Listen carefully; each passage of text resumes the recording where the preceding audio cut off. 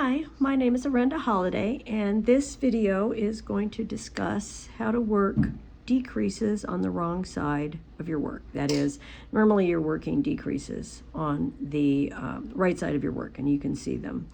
But there are times where you may want to work them on the wrong side.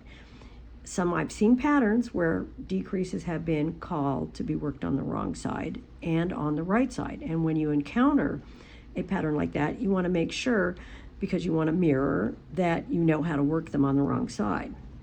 The other reason why you might want to work this is notice how these are equivalent to an SSK. Notice that they are, and these are equivalent to an SSK, they are smaller than you would expect. Because if you have been knitting for very long, you know that people will wax on forever on how to make SSK decreases smaller. When you work them on the right side, they generally look kind of like this, and that's actually considered a pretty small one. But when you're working them in a full-fashioned way, they just tend to stand out more, unless you work them on the wrong side. Now, if I were knitting a white vest with cotton, I would seriously consider a V-neck vest, seriously consider using this technique to make the decreases for the sweater, because they're just going to be smaller and neater looking. Now, the technique itself is not hard at all, except for one thing, which we will get to. And I'm just going to move this out of the way, and I'm going to demo how to make these. Okay, so here I have my stitches, and I'm on the purl side, and ignore that. I was undoing this, and that stretched that stitch out.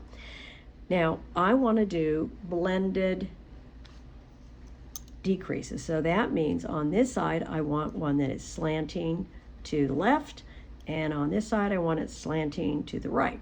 And if I were doing these on the right side, this would be an SSK, and this would be a knit two together. But when I flip it over,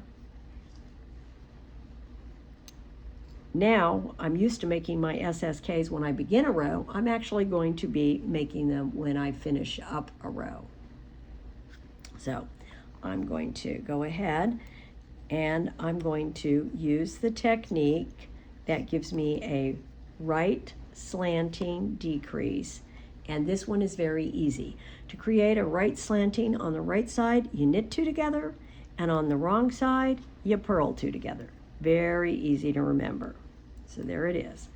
And now I'm going to work to the end of this row, or close to the end of the row, and I'm going to do the technique to produce a left slanting, non-twisted decrease. Now, I am almost there. This one requires a bit, and I had reoriented. I'd used this row before, so I'm going to reorient them as if I didn't do that.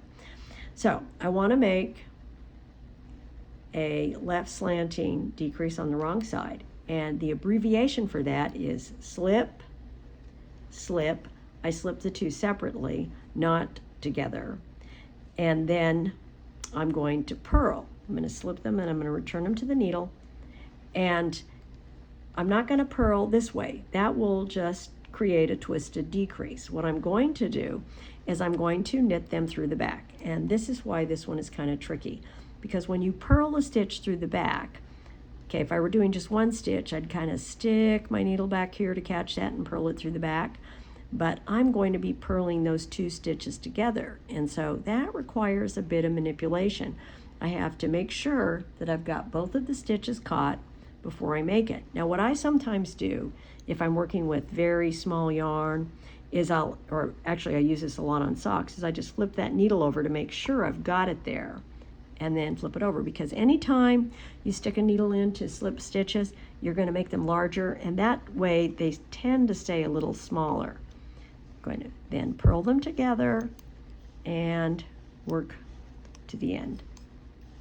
Now, my stitches are going to be stretched out because I've been working the same swatch. So if I look here, I have my SSP, and I have my purl two together over there. I'm going to work one more row and demo them again. Now, these are tested in the Master Hand Knitting program, and they are tested in the Professional Knitter Certification Module 1 as well.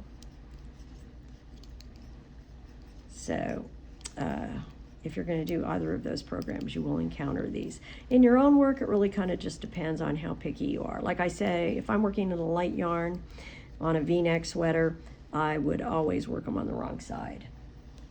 That's a good technique to have, and you may not remember how to do a slip-slip purl, but what I want you to remember is that it's a special technique.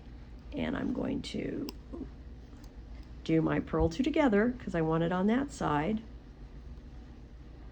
And that's easy. And then I work to the end of the row, and I'm going to slip, slip, transfer the stitches back to the needle, then I'm going to purl them through the back. So I'm going to slip, slip to change their orientation so they're not twisted. If I don't do that, they will be twisted. And then I'm going to purl them through the back, and I'm going to flip it over, but because I think that distorts it less, or you can just reach around and get those 2 stitches, but the thing is you want to get them both through the back loop. And then I'm going to purl it.